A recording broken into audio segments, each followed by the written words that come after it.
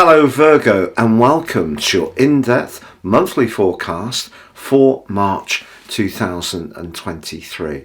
I'm going to give you some standout features, but please stay with me. I will dive deep to give you in forensic detail all the ins and outs specific to your sign.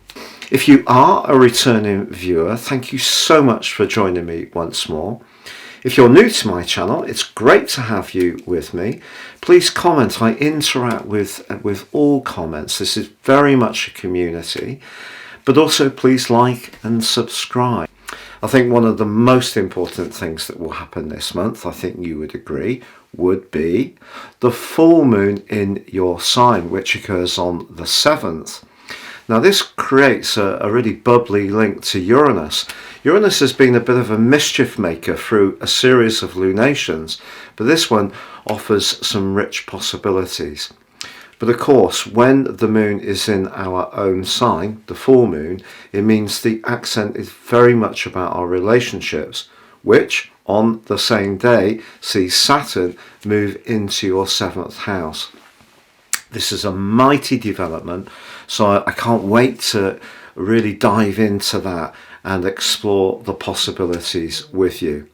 Now, of course, we also have the spring equinox, which occurs on the 20th, and your ruler Mercury is going to be going through 3 phases, so 3 locations.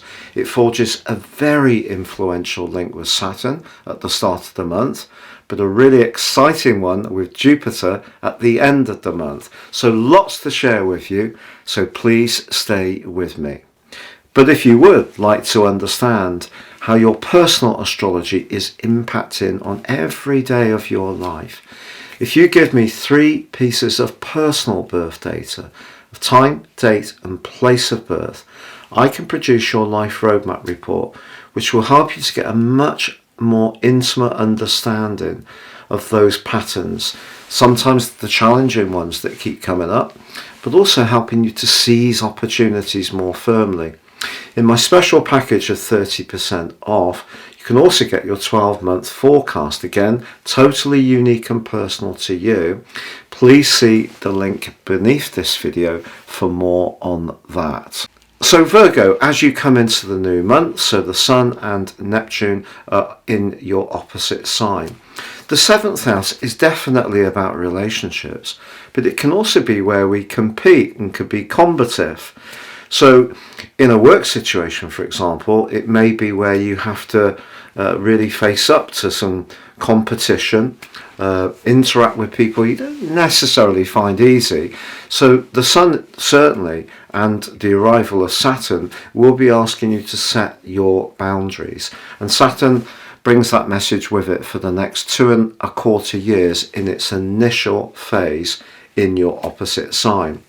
But as you come into this new month, your ruler Mercury is in a tight conjunction with Saturn in the part of your situation that's very much to do with you demonstrating your precision and your ability to be very discriminating. So these are natural qualities, and Saturn can bring a more serious vibe to bear. So if there is something that you need to think about carefully, you can really arrow into the detail with a great deal of skill.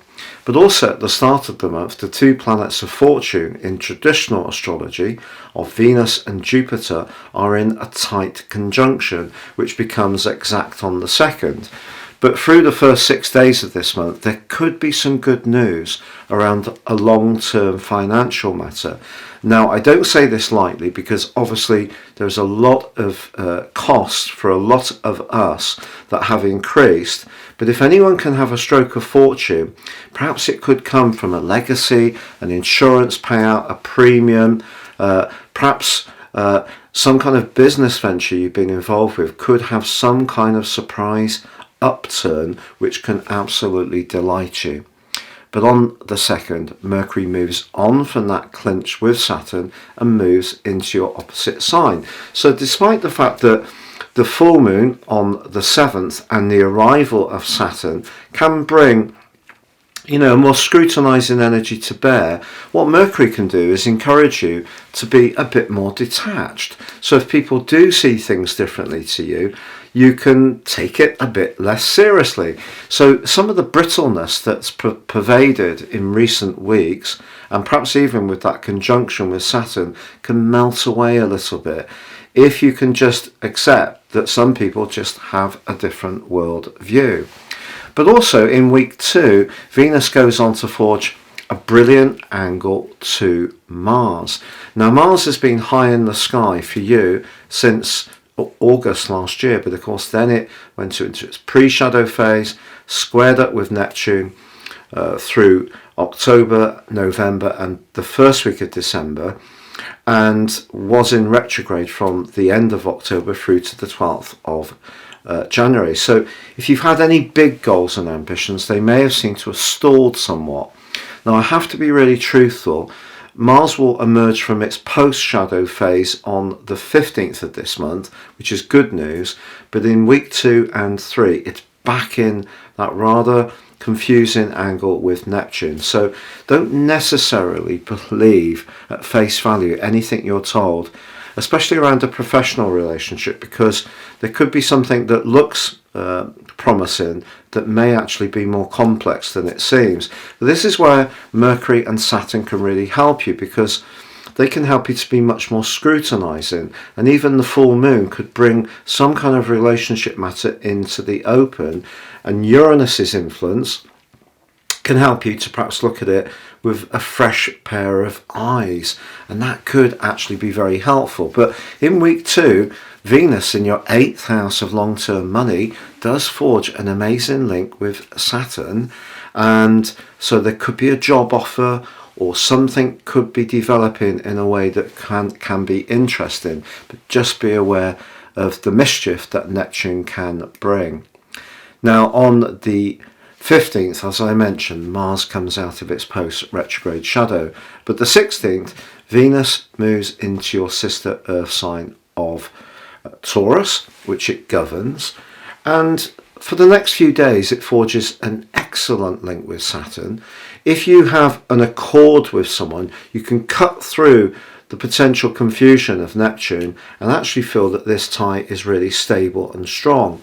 But if in a romantic situation you and a partner are seeing things in a very different way, the fact that Venus for 3 or 4 days is in quite a punishing right angle with Pluto just can up the ante. It may actually get a bit more feisty and intense, and even more romantic in the sensual sense. But are there some issues to do with control, jealousy, manipulation? It's possible that Venus moving into your sector of truth can throw some light on something, but you may want to push back. But on the 19th, your ruler moves into the 8th house to join up with Jupiter, the planet of growth. So the great thing about Mercury in the 8th house is that whatever you've been told in the previous couple of weeks, Mercury gives you the ability to don your detective's mac, dive deep and understand the subtext of what people really mean. So in other words, perhaps check out some facts and figures, do some research. If you are someone with a passion for crime series or murder mysteries or anything to do with forensic science, that can be activated from this point, particularly on the 20th with the spring equinox, the start of the Western astrological year. The Sun moves to join up with Mercury and Jupiter in the sign of Aries, but this 8th house position is very much to do with transformations. And the interesting thing is when the new moon occurs on the 21st, it does actually square it with Mars. And of course the new moon, Aries, is governed by Mars, but the ruling planet's in competition with the new moon because the new moon is just about to move on to Cancer, which technically is not a great place for Mars, but actually is a good place for you. So again, this issue about if you feel that someone's being a bit too cloying or using the dark arts in some kind of way to stop you really expressing your individuality, it could really frustrate you and there could be some quarrels. But the 23rd is another major event this month because, of course, Pluto arrives in the sign of Aquarius. It's only there for 11 weeks. It only gets up to about 22 minutes, not even a third, well, it's about a third of 1 degree.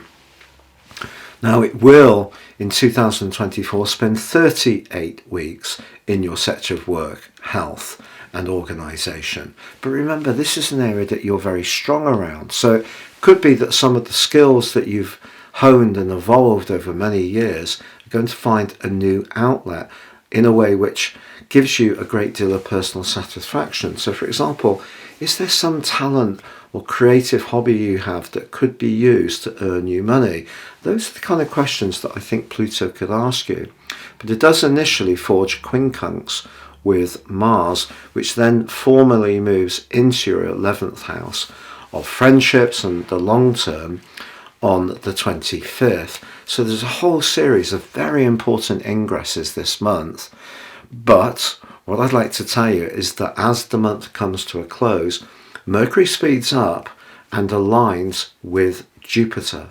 If you are someone who works for yourself, you're more entrepreneurial, you're looking for a better deal in the company you work for, then I feel that Jupiter and Mercury together in the 8th house can be extremely positive. If you work in a much bigger organisation where there's much less flexibility over terms and conditions, I think this particular aspect at the end of the month, and Mars, Mercury and Jupiter all being in your 8th house, can help you to start thinking about different income streams or how you may deploy those skills of yours in a transforming way. But the 8th house can also be very psychological. If you are very, very interested in anything to do with what makes us tick, our deeper motivations, I feel that is definitely going to come to life in a big way as this month comes to a close. It's been a real pleasure being with you. Please remember to like, comment or subscribe.